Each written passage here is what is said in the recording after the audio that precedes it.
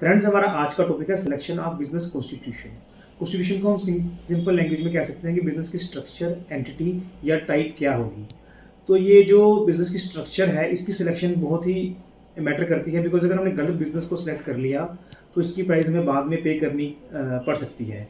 तो ये हम बेसिकली देख सकते हैं कि अगर हम बिजनेस को फॉर्मल तरीके से शुरू करना चाहते हैं या इनफॉर्मल तरीके से शुरू करना चाहते हैं और कितने नंबर ऑफ पर्सन बिजनेस को शुरू करेंगे, इस चीज़ पे डिपेंड करता है कि उसकी स्ट्रक्चर हम क्या रखेंगे।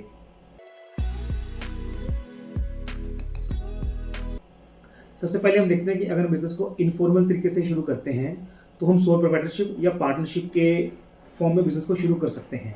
सोल प्रोप्राइटरशिप में एक ही पर्सन बिजनेस को शुरू करता है, वही पर्सन बिजनेस का ओनर होता है और उसी के पैन नंबर से हम बिजनेस को शुरू कर सकते हैं।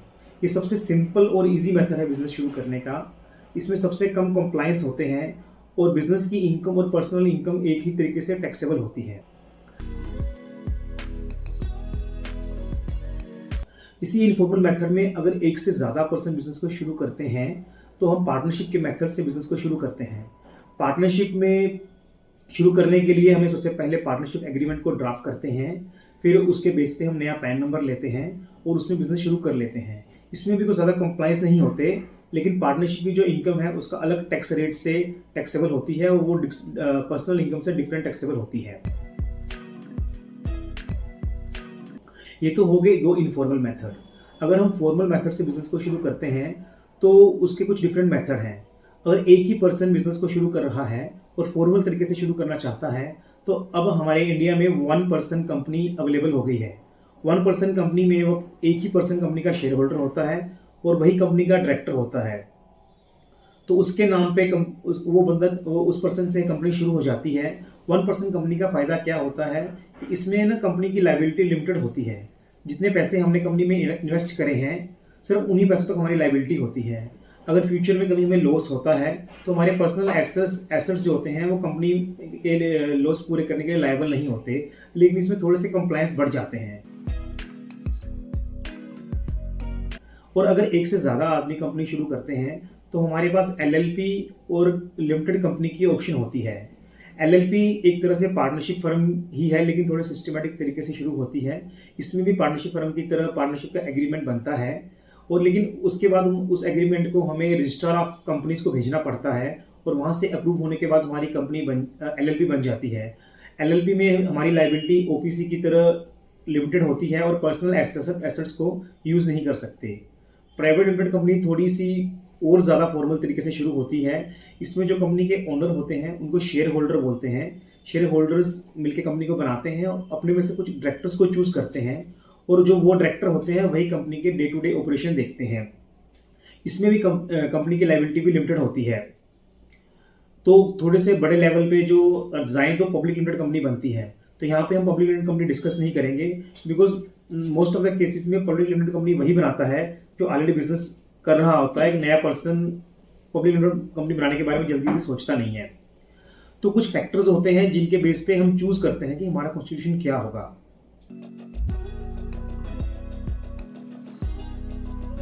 सबसे पहले होती है कंप्लायंस रिक्वायरमेंट्स होती हैं। तो हर एक मेथड की अपनी अपनी कंप्लायंस रिक्वायरमेंट है। सोल प्रोप्राइटरशिप और पार्टनरशिप की कंप्लायंस रिक्वायरमेंट, कंप्लायंस मीनिंग जो रूल्स एंड रेगुलेशन गवर्नमेंट के हैं, जो हमें रिटर्न्स भरनी पड़ती हैं, जो हमें गवर्नमेंट के रूल्स फॉलो करने पड़ते हैं, उनको हम कंप्लायंस रिक्वायरमेंट बोलते हैं। तो सोल प्रोप्राइटरशिप और पार्टनरशिप में ये बहुत ही कम होती हैं, ना के बराबर होती हैं। और OPC वन पर्सन कंपनी और प्राइवेट लिमिटेड में बहुत ज़्यादा होती हैं और LLP में उससे थोड़ी कम होती हैं। तो अगर हम कंप्लायंस रिक्वायरमेंट पूरी ही नहीं कर सकते, जो उनकी कॉस्ट है वो हम बियर नहीं कर सकते, तो हम सिंपल मेथड में ही जाएंगे, दूसरे मेथड में नहीं जा सकते। दूसरा है नेचर ऑफ बिजनेस। अगर हम नॉर्मल ट्रेडिंग का बिजनेस कर रहे हैं, किसी प्रोडक्ट को परचेज या सेल कर रहे हैं, तो उसके लिए हम कहते हैं कि सिंपल इनफॉर्मल मेथड ही बढ़िया है, सोल प्रोप्राइटरशिप या पार्टनरशिप। लेकिन अगर हम कोई मैन्युफैक्चरिंग में जा रहे हैं या कोई सर्विस इंडस्ट्री में जा रहे हैं या फिर ऑनलाइन बिजनेस शुरू कर रहे हैं, तब हम फॉर्मल तरीके में जा सकते हैं LLP या प्राइवेट लिमिटेड कंपनी में।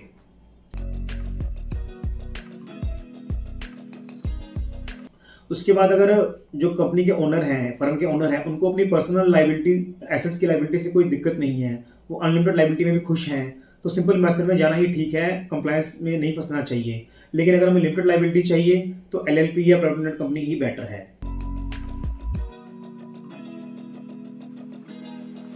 उसके बाद टैक्स इम्प्लीकेशंस हैं। हर मेथड में टैक्स के स्लैब अलग-अलग होते हैं। उसके लिए आपको हर मेथड की टैक्स की इम्प्लीकेशन को डिटेल से स्टडी करके आपको डिसाइड करना चाहिए, इसमें आपको टैक्स के जो इम्प्लीकेशन है या लायबिलिटी है वो कम से कम पड़ती है। अगला पॉइंट है कैपिटल नीड्स। अगर बिजनेस को चलाने के लिए या एक्सपैंड करने के लिए हमको ज़्यादा कैपिटल नहीं चाहिए, तो हम सिंपल मेथड में ही जा सकते हैं, सोलो प्रोप्राइटरशिप या पार्टनरशिप में।